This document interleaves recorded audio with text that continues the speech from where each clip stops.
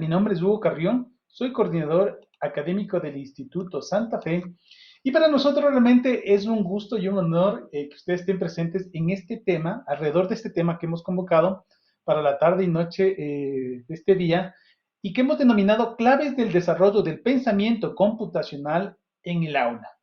A continuar, justamente con la idea de ir aclarando algunos términos alrededor de lo que es el pensamiento computacional y cuáles son las estrategias y por qué es importante este tipo de desarrollo de pensamiento, es que justamente estamos aquí.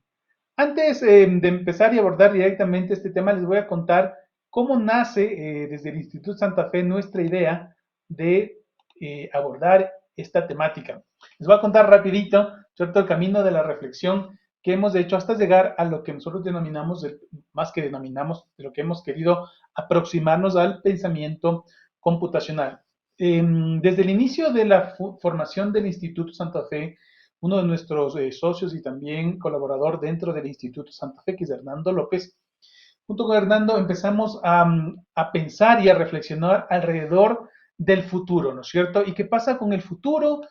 Cuando uno tiene hijos, cuando uno ve las nuevas generaciones, empieza uno a reflexionar alrededor qué va a pasar con el futuro, cuáles son las profesiones del futuro. Con mucha recurrencia, padres de familia en algunos colegios de amigos con los que hemos trabajado, algunos rectores, directoras de escuelas, de colegios, nos preguntaban, bueno, ¿cuáles son estas profesiones del futuro? Yo personalmente soy ingeniero electrónico y he trabajado en los últimos 25 años alrededor del desarrollo de las tecnologías y siempre me preguntaban y me decían, bueno, ¿y cuáles son estas profesiones que van a tener éxito en el futuro? Y entonces alrededor de eso hicimos una investigación en donde más allá de identificar las famosas profesiones del futuro, queríamos reflexionar sobre el futuro de las profesiones. Y alrededor del futuro de las profesiones, lo que queríamos realmente abordar era cuáles eran esas competencias que los niños, los jóvenes, los niños y las niñas, los adolescentes, iban a requerir para tener éxito en el futuro, ¿no es cierto? Cuando digo tener éxito, me refiero a que puedan valerse por sí mismos, para que puedan realizar una vida plena, una vida con independencia. No me refiero únicamente a tener un éxito financiero, que es, digamos, es una parte quizás importante para unos más, para otros menos, pero tener una independencia evidentemente económica, que los chicos, los recién graduados, los bachilleres, luego van a la universidad, los profesionales, puedan desarrollarse en un campo profesional que además de que les pueda generar independencia económica, también signifique un éxito profesional a nivel de realización, que puedan contribuir con la sociedad, etcétera, etcétera. Entonces, alrededor de este libro desarrollamos estas ideas justamente de cuál es el futuro del mundo laboral, cuál es el futuro de la formación, cuál es el futuro de la educación.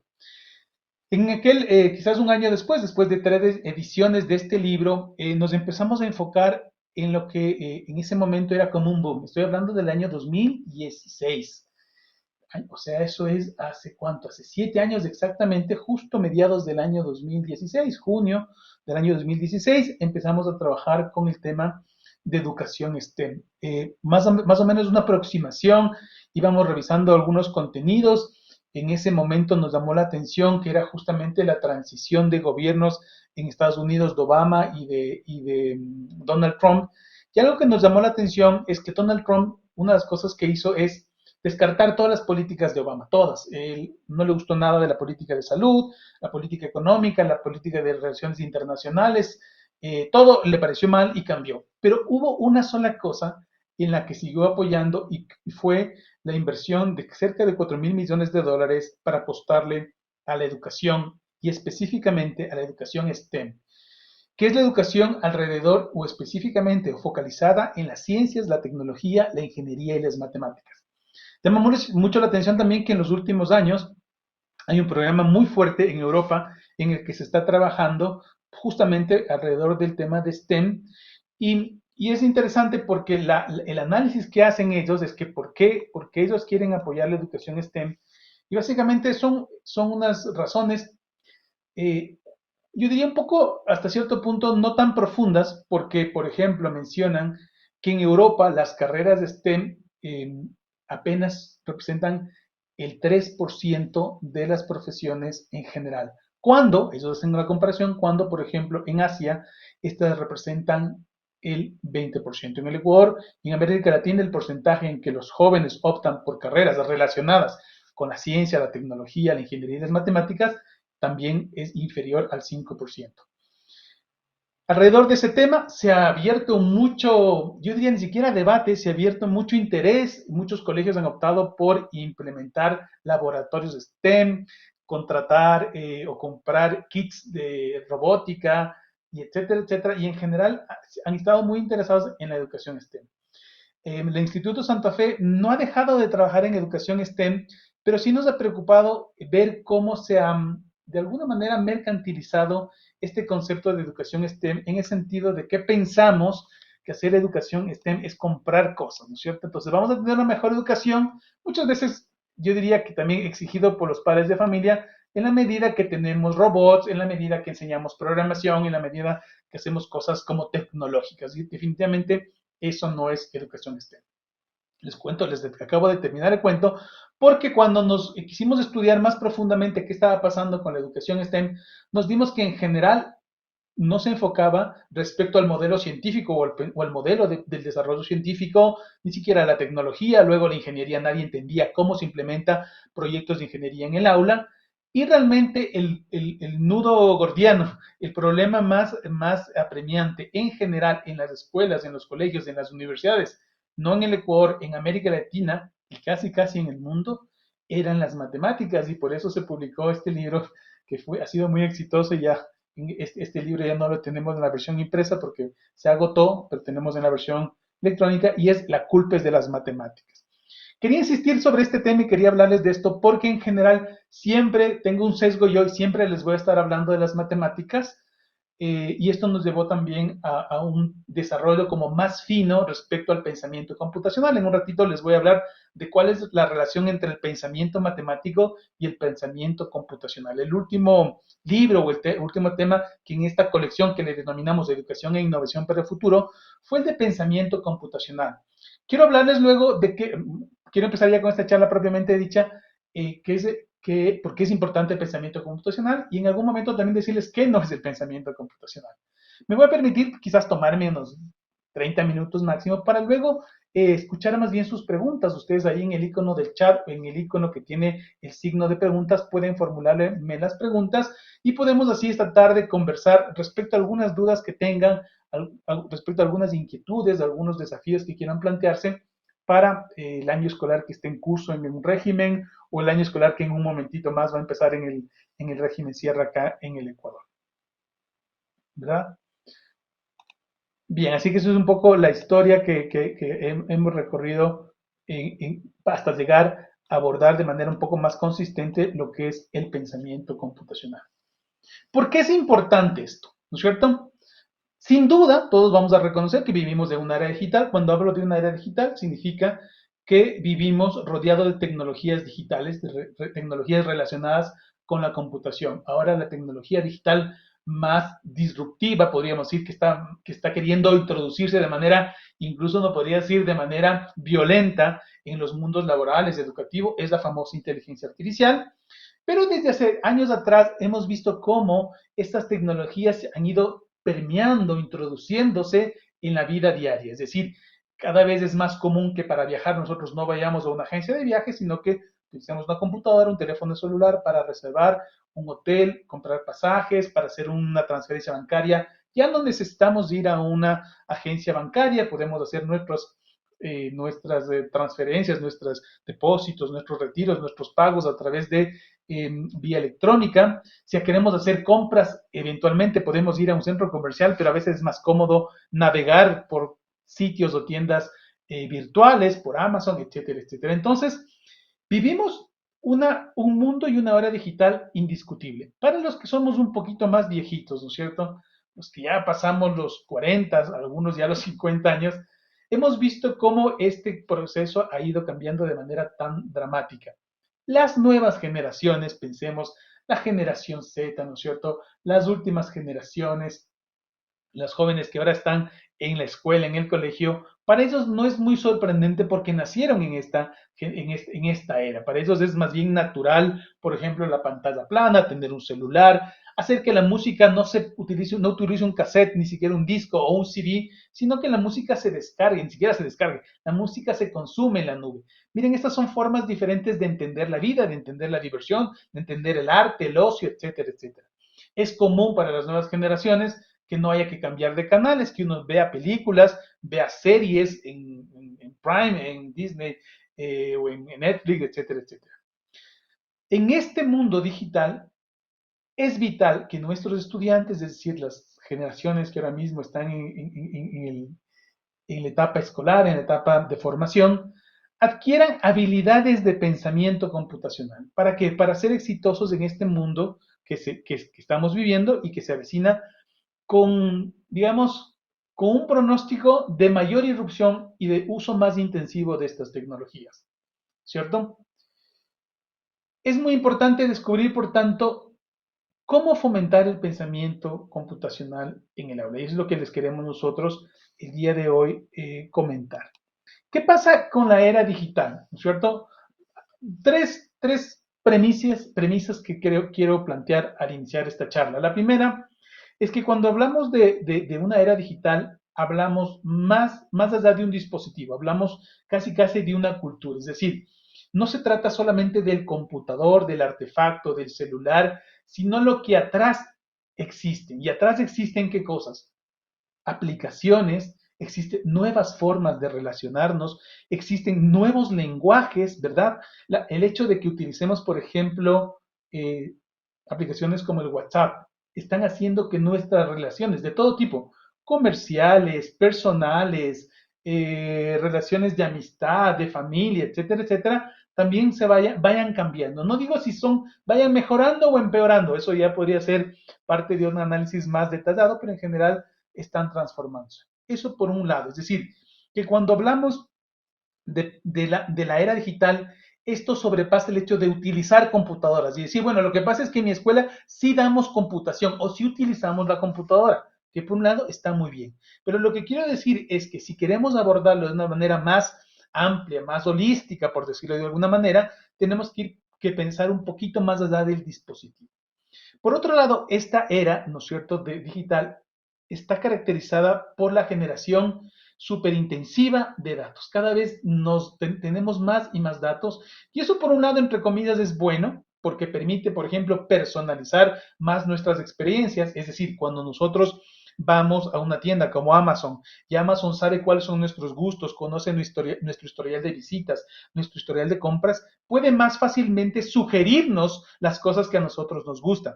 O, por ejemplo, cuando nosotros estamos visitando este sitio Netflix, el momento que nosotros revisamos, vemos una serie, una película, es más fácil para los sistemas, las aplicaciones, las plataformas, conocernos.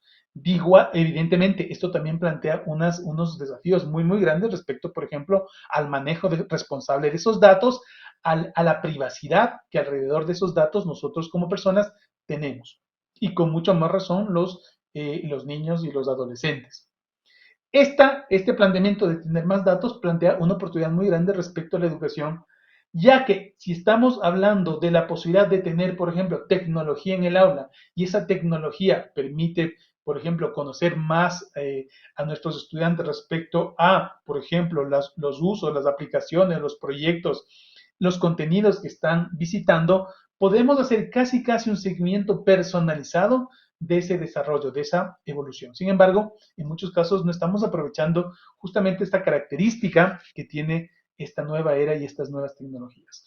Por tanto, estas dos premisas que quería plantear, lo que nos proponen es un mundo nuevo de oportunidades, en donde los estudiantes deben entender la tecnología, bueno, no solamente los estudiantes, yo diría las personas que entienden la tecnología, comprenden las tecnologías subyacentes de esta nueva era, son las que van a ser capaces de desarrollar soluciones innovadoras para el mundo real. Es decir, quienes van a tener en sus manos, yo diría, el futuro del desarrollo de las nuevas soluciones a las problemáticas del mundo, quienes van a tener en sus manos la posibilidad de realmente incidir en el futuro del mundo, son aquellas personas que con inteligencia y con criterio, entendiendo la tecnología, no estoy hablando programando. Muchas veces me dicen, entonces el futuro es que los chicos sigan programación.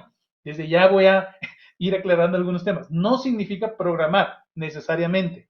Y por eso es que pensamiento computacional, me voy a adelantar a la lámina que habla de qué es el pensamiento computacional, no significa enseñar programación, ¿verdad? Lo que quiero decir es que los estudiantes, pero también las personas que entiendan con criterio, ¿no es cierto?, de una manera más integral las oportunidades que nos brinda la tecnología, son los que van a ser capaces justamente de diseñar esos algoritmos, esas tecnologías, esas soluciones a un mundo realmente cambiante. Ahora sí, ¿qué es el pensamiento computacional? El pensamiento computacional, voy a empezar con la definición, luego con algunas habilidades y algunas aplicaciones. Es que el pensamiento computacional es la capacidad de abordar problemas de manera lógica y profunda, dividiéndoles en partes manejables para encontrar sus soluciones. Esta es una definición ya un poco más suavizada. Les decía al iniciar la charla que realmente el término pensamiento computacional lo acuñó una doctora, una PhD en informática, que seguramente ustedes la habrán leído, si ustedes se inscribieron a este seminario y dijeron, bueno, ¿qué es esto del pensamiento computacional? Seguramente se animaron a googlear. Y algo que seguramente les salió fue el primer paper que habla del pensamiento computacional de Janet Wing. Janet Wing es una PhD en informática, ahora me parece que ella cuando escribió el artículo era directora de la Universidad de Carnegie Mellon en Pensilvania, ahora mismo me parece que está en la universidad, no, les mentiría si les digo si está, ya cambió de universidad, pero hace parte de un centro de analítica de datos. Es una persona muy reconocida. Y claro, cuando ella planteó el tema de pensamiento computacional, ¿qué decía? Es importante que las personas empiecen a entender el mundo pensando con un pensamiento informático, con un pensamiento digamos, con el que se les puede hablar a las computadoras.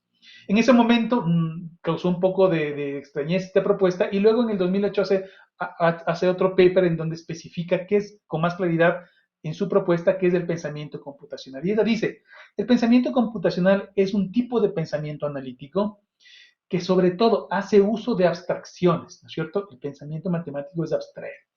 Aquí voy a hacer una pausa porque yo hablaba antes de que nosotros hemos trabajado mucho con matemáticas y con el pensamiento matemáticos, muchos me podrán decir, bueno, si pensamiento computacional es basarse en abstracciones, uno podía empezar a desarrollar también pensamiento matemático que también tiene que ver con abstracciones. Y está claro, ¿verdad?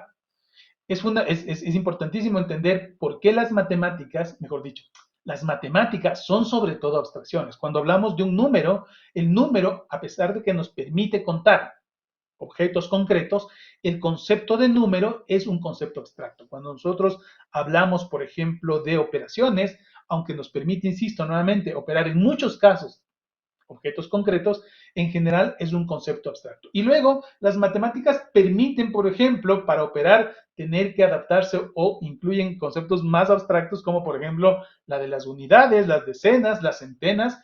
Son conceptos relativamente abstractos que vamos utilizando luego para combinar cosas como las fracciones, utilizar conceptos como el del mínimo común múltiplo, la descomposición en factores, el cálculo, las matrices, las funciones trigonométricas y un montón de cosas que aprendemos a lo largo de la educación que a veces seguramente no nos gustan, o muchas veces no nos gustan, o incluso las odiamos, pero que son muy importantes seguramente para la vida. ¿Por qué hacía este apunte? Porque algo que dice Janet Wing es que dice, evidentemente, el pensamiento matemático es importantísimo y muy importante y muy clave para desarrollar el pensamiento abstracto o generar estas abstracciones. Pero ella dice, lo malo de las matemáticas, entre comillas lo malo, o lo perfecto de las matemáticas es que esas abstracciones son perfectas, nunca fallan, ¿no es cierto? Y ella dice, y lo que pasa es que en la realidad la vida falla y la vida tiene limitaciones.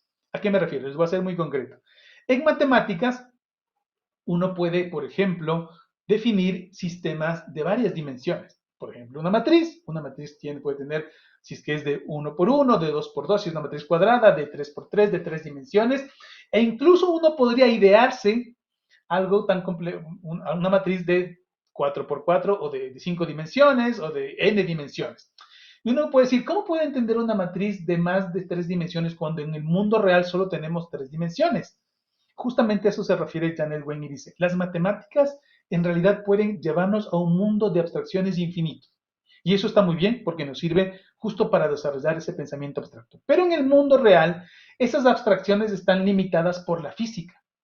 Y dice ella, la informática es una buena unión de estas dos cosas. Por un lado, utilizamos las matemáticas para abstraer, ¿no es cierto? Para generar vectores, por ejemplo, cuando se está programando un sistema, se utiliza el concepto de vectores, pero esas soluciones tienen que correr, tienen que funcionar sobre máquinas concretas, sobre computadoras que son en 3 dimensiones, que tienen una potencia concreta, una memoria limitada, etcétera, etcétera. Es decir, que no hay sistemas infinitos. En el mundo real no existe en ese sentido el infinito. No hay memoria infinita, no hay almacenamiento infinito, etcétera, etcétera. Cuando en cambio en matemáticas creamos un concepto que es del infinito, y por cierto, la teoría de los infinitos habla de que no solo hay un infinito, hay muchos infinitos, hay unos infinitos más grandes que otros infinitos, etcétera, etcétera. Pero bueno, eso es un tema más complejo, muy interesante, pero más complejo que no viene al caso.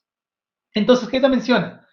El pensamiento computacional aborda las abstracciones desde un punto más realista. Y por eso deberíamos enfocarnos no solamente en las matemáticas, insisto, nosotros somos hinchas de las matemáticas, amamos las matemáticas, creemos que muchos del desarrollo de la educación tiene que basarse en el fortalecimiento de competencias matemáticas, pero la apuesta al pensamiento computacional es ir un poco hacia lo concreto, a la solución de problemas más concretos. ¿Qué es lo que está pasando con las matemáticas? Y es que los estudiantes en general no quieren las matemáticas, es más, odian las matemáticas, justamente por digamos, este divorcio que existe entre las matemáticas y sus abstracciones y las aplicaciones concretas en la vida real. Y desgraciadamente me voy a permitir decir, los profesores, los docentes, no somos capaces de explicar con claridad para qué cosas, en qué parte de la vida real se aplica el factoreo, en qué parte de la vida real se aplica la trigonometría, las matrices, los vectores, la geometría descriptiva, las fracciones, la raíz cuadrada, ¿cierto? Entonces estamos dando un montón de contenido y materia y no somos capaces de decir para qué se utiliza. Entonces, en ese sentido, lo que se propone desde el pensamiento computacional es poner como un polo a tierra, es decir, ser más concreto y poner casos, resolver problemas más concretos que en la realidad es lo que hace la informática. La computación, la informática, el software da solución a problemas concretos, ¿verdad? Entonces, por ese lado, insisto, tal vez con esta explicación vamos a releer la definición de pensamiento computacional y capaz se entiende de mejor manera. Es la capacidad que tiene el estudiante, la persona, de abordar problemas de manera lógica y profunda. Entonces tiene que ver con una lógica, con una secuencia, con un pensamiento lógico de manera profunda, dividiendo en partes manejables para encontrar soluciones, ¿cierto? La división, la descomposición de un problema grande en partes es algo que es muy importante y que normalmente nos enseñan, no nos dicen, pero nos enseñan, por ejemplo, incluso en las matemáticas. Recordaron ustedes, no sé, cuando tenían 12, 13 años y veíamos esto que llamábamos factoreo, que no es más que la descomposición de factores, y era pensar que cuando teníamos un trinomio al cuadrado, como por ejemplo x al cuadrado más 2xy más y al cuadrado, que nos pareció una cosa muy complicada, para poder identificar, por ejemplo, cómo se podían descomponer en factores, decíamos, eso que está grande, equivale a la multiplicación de x más y por x más y, es decir, de x más y al cuadrado. Esa era la forma en la que resumíamos, descomponíamos. Ese tipo de cosas lo estamos haciendo todo el tiempo en matemáticas, pero no lo estamos llevando a la realidad en el mundo real. Y es por eso que muchas veces las matemáticas son tan lejanas y cuestan tanto. ¿Qué tipo de habilidades debe desarrollar o pretende desarrollar el pensamiento computacional? Pues incluye en primer lugar el pensamiento crítico, ¿verdad? La capacidad de razonar, de nosotros diferenciar, saber si lo que estamos solucionando tiene lógica o no tiene lógica, ¿verdad? El pensar por uno mismo, el pensamiento crítico es un recurso tan escaso en la actualidad que creo que tenemos un buen pretexto, los quienes estamos involucrados en la educación, a impulsar fuertemente el desarrollo de este pensamiento crítico, la resolución de problemas. Es decir, que nuestras actividades en el aula estén orientadas a que se resuelvan problemas. En general, a los seres humanos nos encanta resolver problemas, ¿verdad? A nadie le gusta estar en problemas, queremos no tener problemas y para no tener problemas tenemos que resolver esos problemas. ¿No es cierto? Si teníamos, no sé, frío, teníamos que dominar el fuego y dominamos el fuego. Si queríamos transportar de un lugar a otro una carga, teníamos que inventar algo y se inventó la rueda. Si queríamos difundir información, se nos ocurrió inventar la imprenta. Si queríamos comunicarnos a larga distancia, se nos ocurrió inventar el teléfono, el internet y ahora se nos ocurre inventar la inteligencia artificial. Y hemos entre descubierto cosas como la electricidad, controlar el fuego e inventarnos nuevas cosas. Así que el hombre es una máquina, entre comillas, una máquina insaciable, una máquina que no tiene ¿no es cierto? Un freno respecto a querer resolver problemas, ¿verdad? Y todavía nos quedan muchísimos y muy complejos problemas por resolver. ¿Dónde se aplica el pensamiento computacional? El primer error que podemos tener es pensar que el pensamiento computacional es para hacer que nuestros niños, nuestros jóvenes sigan carreras como ingeniería de sistemas. Y decir que como los ingenieros de sistemas parece que en este mundo en donde la parte económica está tan complicada, la única carrera que parecería que tiene futuro es la de ingeniería de software, la de ingeniería de sistemas, etcétera, etcétera. Nada más equivocado y alejado de esta aseveración. El desarrollo del pensamiento crítico, el pensamiento lógico, el pensamiento algorítmico, el pensamiento estructurado es muy útil, yo diría, en todas las profesiones. Dice ahí, el pensamiento computacional se usa en muchas disciplinas, evidentemente como la ciencia, evidentemente como la ingeniería, pero también en el arte, en la música, en el derecho, en la medicina, se necesitan personas que con pensamiento lógico y pensamiento crítico resuelvan problemas. Insisto, al hablar de pensamiento computacional, no estamos hablando de programación necesariamente. Aquí en este libro que nosotros desarrollamos, que se llama Claves del Pensamiento Computacional, les voy a leer, aquí tengo a la mano el ejemplar impreso, dice en la página 37 que no es pensamiento computacional, ¿no es cierto? Y les voy a leer. Pensamiento computacional no es querer aprenderse y entender las partes de un computador. No es aprenderse las partes. Está muy bien, sí, yo conozco que un computador tiene un CPU, que tiene memoria, que funciona más o menos como el cerebro humano, no como el cerebro humano exactamente, pero en qué parte funciona. Pero eso no es tener pensamiento computacional, esto es tener un conocimiento, casi como cultura general. Saber manejar un procesador de palabras o saber utilizar Excel significa saber o tener pensamiento computacional. No, conocer y manejar con destreza herramientas ofimáticas está muy bien, pero eso no es saber pensamiento computacional.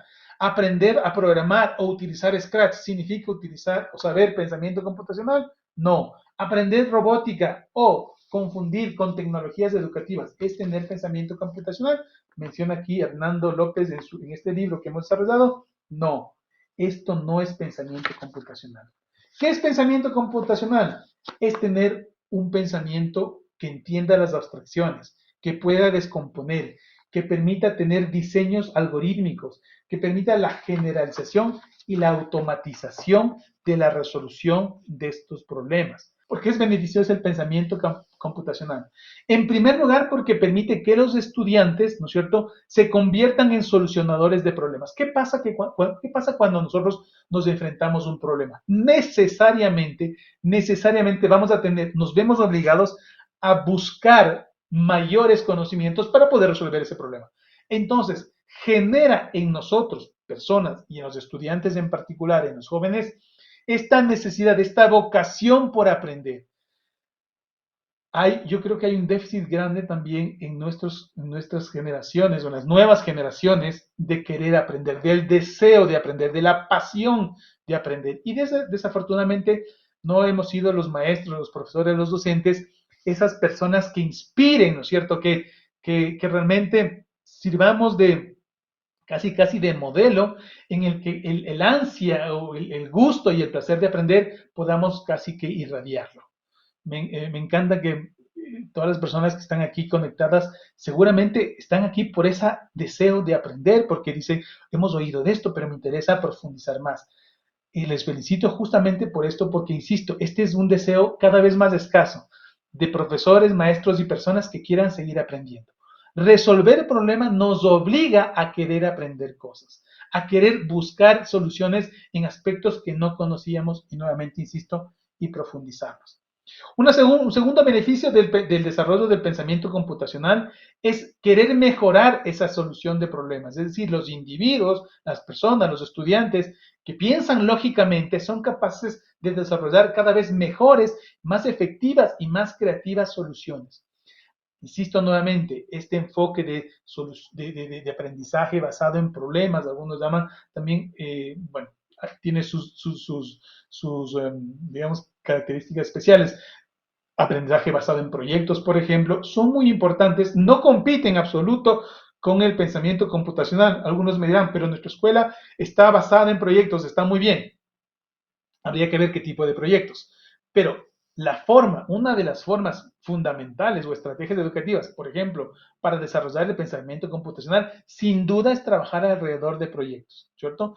Y esos proyectos, cuando uno quiere solucionar un proyecto, desarrollar un proyecto es una intervención particular alrededor de un problema en la que queremos solucionar o mejorar una situación, ¿cierto? En la vida real me estoy refiriendo, cuando estos proyectos o problemas son, digamos, enfocados, definitivamente no hay una sola solución, una solución única. Hay muchas soluciones, cada vez más creativas, dependerán de qué, del enfoque, de la experiencia, del conocimiento de la tecnología que alrededor de esa solución hemos incorporado. Y siempre, siempre, siempre se va a poder mejorar, porque la tecnología es dinámica y está en constante movimiento. Sin duda, por ejemplo, ahora he visto que muchísimos de esos problemas se solucionan rápidamente con inteligencia artificial, así que no podemos ser diferentes ante esta nueva tecnología. Tener pensamiento computacional significa hacer uso inteligente de esta nueva herramienta, que es la inteligencia artificial, hacer uso crítico de esta herramienta, ¿para qué? Para solucionar problemas de manera lógica, creativa, etcétera, etcétera. Fomenta indiscutiblemente la creatividad. Muchas veces se piensa que cuando nosotros tenemos un pensamiento lógico, estructurado, incluso algorítmico, pensamiento algorítmico significa que sigue pasos, que tiene secuencias, que tiene relaciones, por ejemplo, de condicionales, etcétera, etcétera.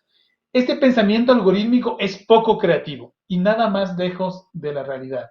Justamente para nosotros poder definir una secuencia lógica estructurada, hay que tener mucha creatividad, porque de la nada no es que surgen estas potenciales soluciones. Así que el pensamiento computacional sin duda estimula la creatividad en los estudiantes, quienes deben aprender a pensar fuera de la caja. Si queremos muchas veces abordar un problema que aparentemente es irresoluble, que no tiene aparentemente una solución lógica, que es difícil de abordar, justamente lo que vamos a requerir es de creatividad, de ingenio.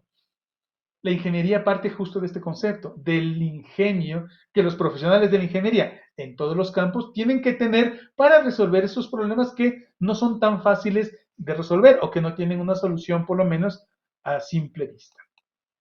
¿Qué estrategias podríamos tener para desarrollar el pensamiento computacional en el aula? Varias y ninguna de estas seguramente son nuevas para ustedes. Yo lo que quería poner ahora es como en orden, en cierta estructura, el marco conceptual para que sean ustedes los que seguramente luego vayan uniendo esas fichas de este rompecabezas. Lo primero diría que este ejercicio de trabajar con preguntas es fundamental. Y esto es una metodología que no nos inventamos ahora, podríamos decir que si nos inventamos hace 2500 años, ¿cierto? En la época de incluso de los filósofos griegos, en donde las preguntas, la dialéctica, las preguntas desafiantes son las que nos hacían pensar. Muchas veces lo difícil no es responder, sino hacer una buena pregunta, ¿sí? Y especialmente en esta época de inteligencia artificial, me van a permitir hacer una pequeña digresión y digamos, una pequeña distracción dentro de esta línea de lo que estamos conversando, es que en esta época de la inteligencia artificial, lo más importante va a ser hacer las preguntas correctas. Nosotros vemos ya algunos de ustedes seguramente expertos en el uso de ChatGPT y cualquiera de estas otras herramientas que lo que hacen es responder a preguntas, pero estas preguntas responden mejor si las preguntas son claras, correctas e inteligentes. Es decir, que una de las cosas, una de las cualidades que va a ser muy importante en el futuro es poder hacer las preguntas correctas. Hacer las preguntas correctas. Hacer preguntas provocadoras que estimulen el pensamiento creativo y crítico en los estudiantes. Entonces, cuando digo hacer preguntas desafiantes, no significa hacer preguntas de verdadero y falso. Significan, ¿cómo digamos? Apelar realmente a conceptos más profundos, a esas abstracciones que queremos que los jóvenes empiecen a desarrollar y si es que su entendimiento, su conocimiento en ese momento no les alcanza, que tengan el interés y la pasión por conocer más y construir, ¿no es cierto?, desde esa base nuevos conocimientos. Esto básicamente es un enfoque totalmente constructivista en el sentido de que construimos conocimientos y conceptos más complejos en la medida que otros que están subyacentes están mejor entendidos. Una segunda estrategia que es muy importante es lo que les decía hace un ratito, el aprendizaje basado en proyectos. ¿Qué quiere decir? Proveer a los estudiantes de tareas, de proyectos que requieren que se utilice o se piense de manera computacional, de manera secuencial, estructurada, algorítmica. Estoy tratando de utilizar varios también adjetivos para que ustedes vayan haciendo clic ahí en estos conceptos, de tal manera que esas soluciones tengan una solución, incluso les decía, repetible, automatizable, etcétera, etcétera. No podemos prescindir, nuevamente, insisto, de la tecnología en la forma en la que solucionamos los problemas. ¿Por qué? Porque la tecnología nos permite ahorrar mucho tiempo. Un ejemplo muy sencillo, si queremos escribir, ¿cierto? Seguramente es muy engorroso, nos genera muchos errores el escribir, por ejemplo, en una máquina de escribir. Nadie podría decir, voy a prescindir de la máquina de escribir, mejor dicho, voy a utilizar la máquina de escribir y voy a prescindir de la computadora. No, utilicemos la computadora para desarrollar otras cualidades, como por ejemplo la de una correcta redacción, la de una correcta ortografía, la de una sintaxis adecuada, etcétera, etcétera. Es decir, en diferentes áreas del conocimiento, como la lingüística, la historia, otras humanidades del arte, también el uso de la computadora, del software, de las aplicaciones informáticas, son muy importantes. Así que introduzcamos en estos proyectos, sin duda, también la tecnología. Y luego están los temas de lógica, los juegos de lógica, o estos desafíos lógicos en donde se puede gamificar muchísimo, al introducir, por ejemplo, juegos de lógica, de rompecabezas, todo aquello que apele a la identificación, por ejemplo, de patrones, de construir secuencias. Esto de los patrones es algo fundamental. Con frecuencia llegan muchos estudiantes de 17, 18 años que tienen dificultades, por ejemplo, para ingresar a la universidad, y no porque no sepan conceptos de algunas materias. Dice, pero yo sí sé factoreo, yo sí sé sacar el seno de un ángulo, yo sí sé calcular, eso está muy bien. Pero al ingresar a la universidad no les piden que hagan eso, sino les piden, por ejemplo, que identifiquen un patrón lingüístico, un patrón gráfico, un patrón geométrico. Así que hay que prepararles, no porque solamente sirva para ingresar a la universidad, sino porque en el mundo en general el análisis de datos, el modelamiento de datos exige, entre otras cosas, la identificación de patrones. El desarrollo de la inteligencia artificial está basado fundamentalmente en la identificación de patrones. Estos juegos de identificar categorías, de agrupar, de tener secuencias, de tener rompecabezas, de juegos lógicos, ayudan muchísimo, sin ser, digamos, ¿cómo diríamos? Sin parecerlo, están generando, están preparando el terreno fértil para que nuestros niños estudiantes sean cada vez más diestros en ese tipo de herramientas. También existen herramientas tecnológicas, y aquí voy a hablar, entonces aquí voy a llegar a algunas cosas que yo ya les hablé, como Scratch, y uno dice, no, pero Scratch no es pensamiento computacional. Así es. Si uno dice, vamos a utilizar Scratch así para desarrollar el pensamiento computacional, si es que uno se propone hacerlo, evidentemente, si uno tiene los ejercicios alrededor de eso, evidentemente sirve para desarrollar pensamiento computacional. Lo que quería decir antes es que pensar que solamente introducirle a Scratch o a Code.org o a Blockly, que es otro sistema, otro lenguaje visual de bloques, eso exclusivamente es desarrollar pensamiento computacional, no, porque se puede desarrollar pensamiento computacional sin estas herramientas. Estas herramientas evidentemente ayudan muchísimo, son muy interesantes, ¿verdad? Pero se puede desarrollar pensamiento computacional con herramientas, con dispositivos muy contextualizados. Siempre digo, Si tenemos arena, si tenemos piedras, si uno está en la costa y tiene conchas, hojas, etcétera, también se puede desarrollar pensamiento computacional. Ahí lo que se introduce es un poco la creatividad en la implementación didáctica. ¿Sí? Ya voy terminando con esta primera parte, porque luego me gustaría más bien compartir con ustedes, discutir si ustedes tienen alguna pregunta en particular. ¿Cuál es el papel del docente en la promoción del pensamiento computacional? Yo estoy uno de los convencidos en que el papel del docente es fundamental. Sin embargo, fundamental en la educación.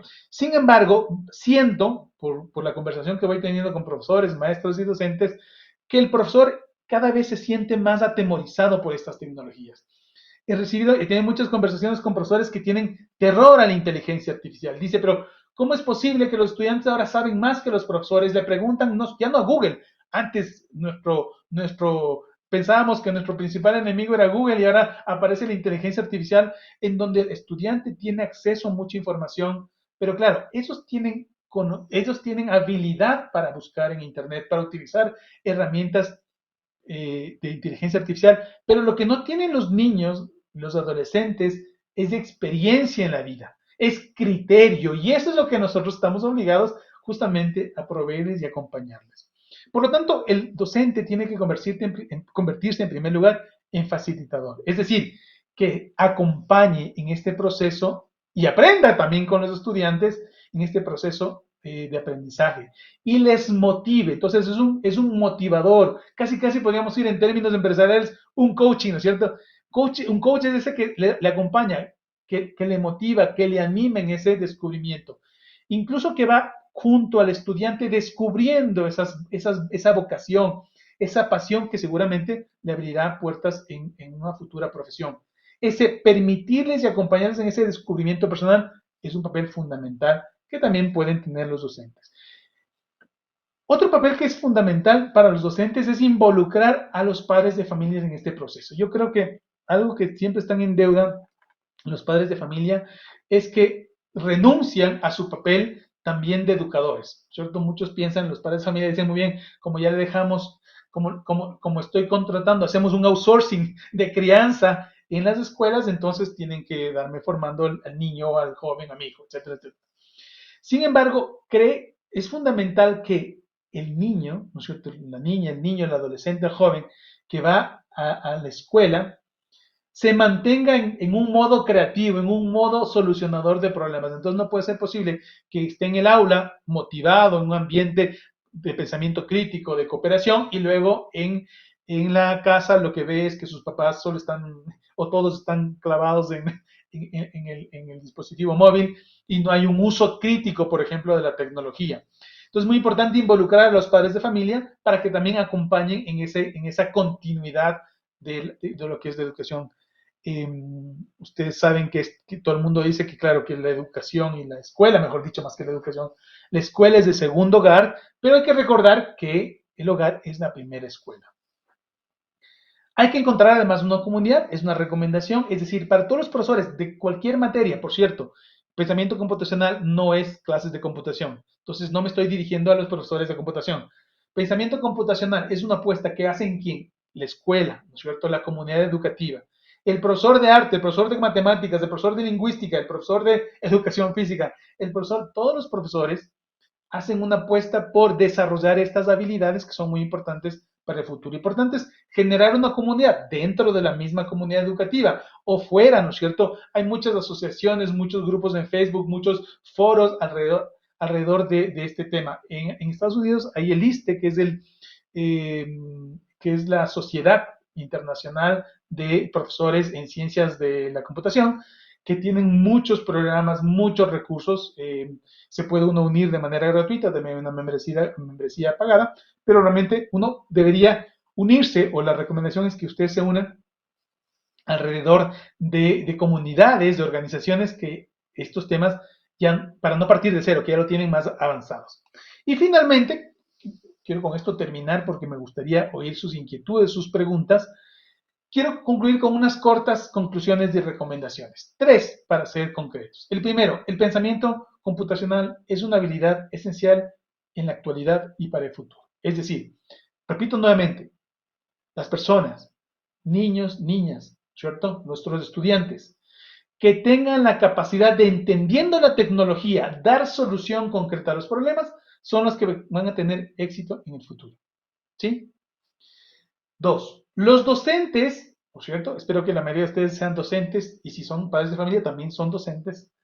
Debemos proporcionar herramientas y recursos, ¿no es cierto? Cuando digo herramientas, recursos, material pedagógico, ejercicio, proyectos, pretextos de aprendizaje que yo llamo, para ayudar a desarrollar estas habilidades. Es decir, tenemos que proponernos de manera intencional generar ocasiones de aprendizaje, motivos de aprendizaje, temas de aprendizaje basado en proyectos, en trabajo colaborativo, en trabajo creativo, que permita desarrollar estas habilidades, porque estas son las habilidades, insisto, que nos van a permitir ser personas independientes, ser personas adultas, valernos por nosotros mismos, tomar decisiones por nosotros mismos. Esas son las habilidades que necesitamos. Y finalmente, al hacerlo, estamos equipando, una conclusión, ¿por qué hacemos todo eso? Porque al desarrollar estas habilidades, estamos equipando a los estudiantes con habilidades que, como ya mencionaba antes, les ayudarán a ser exitosos en el mundo moderno. Y cuando digo exitosos, vuelvo a aclarar lo que al inicio decía, no significa que tengan un buen trabajo y tengan un buen sueldo, que está muy bien.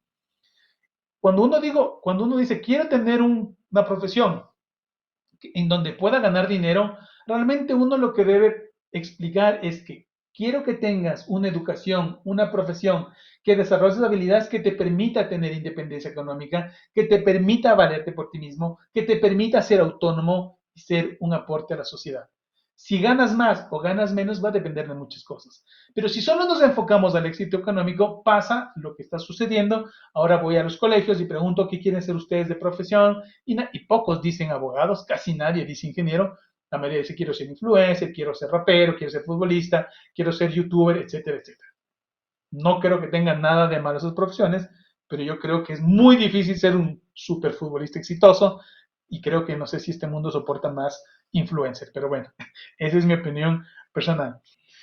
Y bueno, espero haberles dejado más inquietudes que certezas, porque justamente si queremos que ustedes tengan deseos por aprender, espero que les haya dejado más este gusanito de aprender, de buscar, de entender mejor lo que es el pensamiento computacional.